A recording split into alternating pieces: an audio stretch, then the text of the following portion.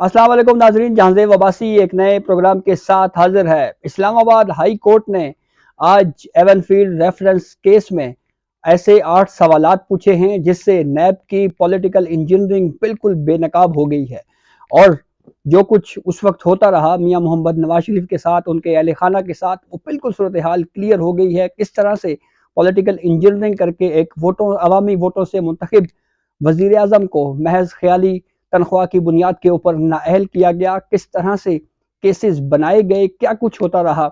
आज की इस वीलॉग में हम आपको बताएंगे।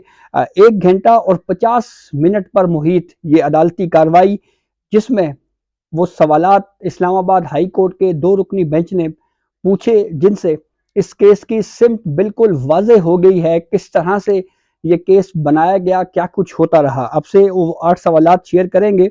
लेकिन उससे पहले आपको बताएं कि 29 नवंबर यानी परसों इस केस पर दोबारा समाअत होगी। इस केस पर समाअत के दौरान मियां मोहम्मद नवाज शरीफ के वकील आजम नज़ीर तारड़ ने इस्लामाबाद हाई कोर्ट से ये रिक्वेस्ट की कि सिक्योरिटी इश्यूज़ हैं, इसलिए मियां मोहम्मद नवाज शरीफ को हाज़िरी से इस्तिस्ना दिया जाए। इसके ऊपर ये जवाब दिया कोर्ट की जानिब से कि आप बाज़ाब्ता तौर के ऊपर एक दरख्वास्त दें और फिर उस दरख्वास्त की रोशनी में हम डिसाइड करेंगे। मुमकिन तौर के ऊपर हाज़िरी से इस्तिस्ना की ये दरख्वास्त जो है वो मंजूर हो जाएगी।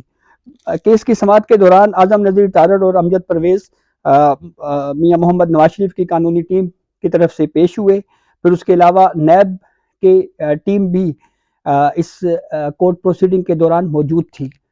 अदालती कार्रवाई का आगाज़ जो मियां मोहम्मद नवाज शरीफ के वकील ने किया, उन्होंने कोर्ट को बताया कि जीआईटी से लेकर सुप्रीम कोर्ट तक जो जिस तरह से निगरानी होती रही, एहतसाब अदालत में किस तरह से केस चला, कहाँ से एविडेंसेस कलेक्ट किए जिसकी बुनियाद के ऊपर ये मुकदमा बनाया गया, पूरी कहानी कोर्ट के सामने रखी गई। और ये कहा गया कि फिर 28 जुलाई को मियां मोहम्मद नवाज शरीफ को नाअहल किया गया। अब आते हैं उन अहम सवालात की जानिब।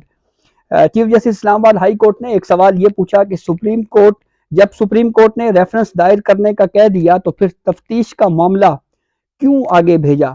और फिर जस्टिस गुल हसन औरंगजेब ने एक सवाल ये भी पूछा कि जज साहब ने एक रेफरेंस को जल्दी से निपटाया और जो दूसरा रेफरेंस था उसके ऊपर कार्रवाई को रोका गया। फिर एक सवाल कोर्ट प्रोसीडिंग के दौरान जस्टिस गुल हसन औरंगजेब ने यह भी पूछा कि क्या नैब ने जीआईटी की रिपोर्ट पर अपना माइंड अप्लाई किया। ये वो बुनियादी सवाल था जिसका जवाब जो है वो अब नैब ने देना है। और डॉक्यूमेंट्स में बिल्कुल क्लियर नज़र आ रहा है कि जिस तरह से जीआईटी ने इन्वेस्टिगेट किया, वो पूरी प्रोसीडिंग को जीआईटी को ही रेफरेंसेस का हिस्सा बनाया जाता रहा। ज़ाहिरी बात है, उस वक्त आपको बिल्कुल याद होगा कि किस तरह से जो जीआईटी की रिपोर्ट की बुनियाद पे और फिर सुप्रीम कोर्ट ने पनामा फैसले में जिस तरह से हिदायत दी थी, न सिर्फ हिदायत दी थी बल्कि ये भी कहा था कि इन इश्यूज़ के ऊपर रेफरेंसेस बनाए जाएं। और फिर ये भी कहा था कि ये रेफरेंसेस जो हैं वो इतने अरसे तक इसको कंक्लूड किया जाए। फिर उसके बाद एक सवाल जस्टिस गुल हसन औरंगजेब ने यह भी पूछा कि क्या नैब ने महज डाकिए का किरदार अदा किया, यानी जीआईटी की रिपोर्ट में जो कुछ हुआ उसको एक पोस्टमैन की तरह, एक डाकिए के तौर के ऊपर जो है वो उसको बुनियाद बना के फिर आगे रेफरेंसेस फाइल किए जाते रहे। और फिर ये भी सवाल पूछा गया कि आप कह रहे हैं कि पूरी जीआईटी रिपोर्ट नैब ने रेफरेंसेस में शामिल कर दी थी। तो फिर उसके बाद ये भी सवाल हुआ कि नैब का तो सारा इन्हिसार जीआईटी रिपोर्ट पर था। और फिर वकील सफाई ने यह कहा कि जो तकरीरें की जाती रही मरीम नवाज की जानिब से, मियां मोहम्मद नवाज शरीफ की जानिब से, उन तकरीरों को भी नैब रेफरेंसेस का हिस्सा बनाया गया। फिर उसके बाद जस्टिस आमिर फारूक जो chief justice Islamabad high court हैं, उन्होंने ये सवाल भी पूछा कि माजरत के साथ ना चार्ज ठीक तरीके से फ्रेम हुआ और ना ही नैब ने ठीक तरीके से सबूत पेश किए। फिर उसके बाद चीफ जस्टिस ने यह भी कहा कि नैब ने यह साबित करने की कोशिश की कि मरीम नवाज बेनिफिशियल ऑनर है। तो इसके ऊपर वकील सफाई ने जवाब दिया कि इस हवाले से कोई सबूत नहीं मिला। ये वो बुनियादी सवालात थे जिससे ये चीज़ स्टैब्लिश होती है कि इस केस को नैब की जानिब से साबित करना बड़ा मुश्किल काम हो गया है, बड़ा औखा काम हो गया है। और उसकी रीज़न यही है कि नैब ने आज़ादाना तौर के ऊपर, अपने तौर के ऊपर इस केसेस के हवाले से कोई रेफरेंसेस में शवाहिद ना कलेक्ट किए, ना उनको पेश किया, बल्कि जो जेआईटी जिस तरह से इन्वेस्टिगेट करती रही और फिर जेआईटी ने जो रिपोर्ट दी उसी रिपोर्ट को महज उन ریفرنسز کا حصہ بنایا گیا اور پھر اس کو ریفرنسز میں تبدیل کر کے جو ہے وہ مقدمات چلائی گئی.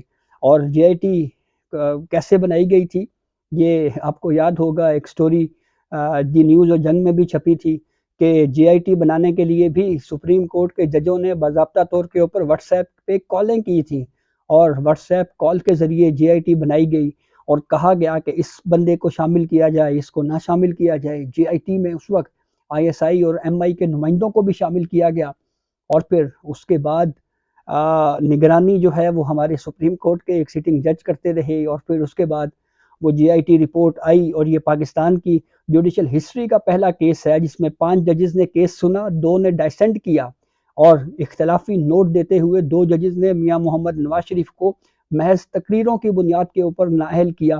اور پھر جب جے آئی ٹی نے اپنی رپورٹ کنکلوڈ کی اور پھر اس کے بعد دوبارہ ہیئرنگ ہوئی، تو جو 2 ججز جو پہلے اختلافی ویو دے چکے تھے وہ دوبارہ ان 3 ججوں کے ساتھ دوبارہ آ کے بیٹھ گئے، اور پھر آ کے انہوں نے میاں محمد نواز شریف کے خلاف فیصلہ دیا اور ان کو ڈسکوالیفائی کر دیا. آرٹیکل 184(3) کے تحت اس وقت اپیل کا حق نہیں تھا. ریویو ہوا، ریویو بھی خارج ہوا، اور پھر اس کے بعد جب یہ سوال اٹھا کہ پارٹی صدارت میاں محمد نواز شریف کر سکتے ہیں یا نہیں، تو پھر ان کو پارٹی صدارت سے بھی ہٹا دیا گیا. اس کے بعد کے واقعات بھی جس طرح سے پولیٹیکل انجینئرنگ ہوتی رہی عدلیہ کی جانب سے اور نیب کی جانب سے، وہ آپ کے سامنے ہے.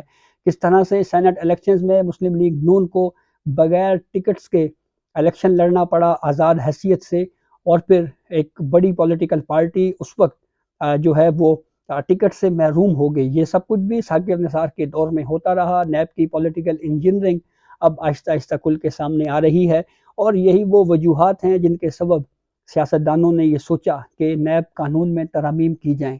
لیکن جب ترامیم ہوئیں تو اس کو عمران خان نے پھر دوبارہ سپریم کورٹ میں چیلنج کر دیا.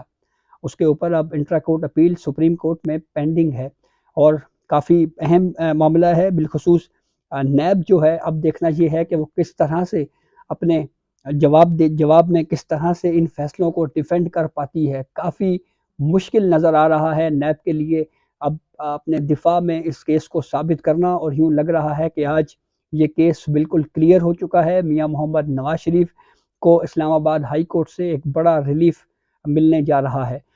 لیکن ایک سوال اس کے باوجود یہ بھی موجود ہے کہ کیا نومینیشنز پیپرز جمع کروانے سے پہلے ہی اسلام آباد ہائی کورٹ اس کیس کو کنکلوڈ کر لے گی، یا بھی مزید جو ہے وہ ڈیلے ہو سکتا ہے. ممکنہ طور کے اوپر کہا تو یہ جا رہا ہے کہ شاید اسی ویک ہی یا نیکسٹ ویک تک اس کیس کو کنکلوڈ کر لیا جائے. لیکن جیسا کہ میں نے آپ کو بتایا کہ عدالتی سوالات سے یہ چیز بالکل کلیئر ہو گئی ہے کہ کس طرح سے پولیٹیکل انجینئرنگ نیب کی جانب سے کی جاتی رہی، اور کس طرح سے محض جے آئی ٹی کی رپورٹس پر ہی اکتفا کیا گیا اور اپنی طرف سے نیب نے کچھ نہیں کیا، اور پھر ریفرنسز بنائے جاتے رہے اور اس کے اوپر پھر فیصلے ہوتے رہے. تو یہ اب تک کی اپڈیٹ تھی جس سے ہم نے آپ کو آگاہ کیا. بہت شکریہ.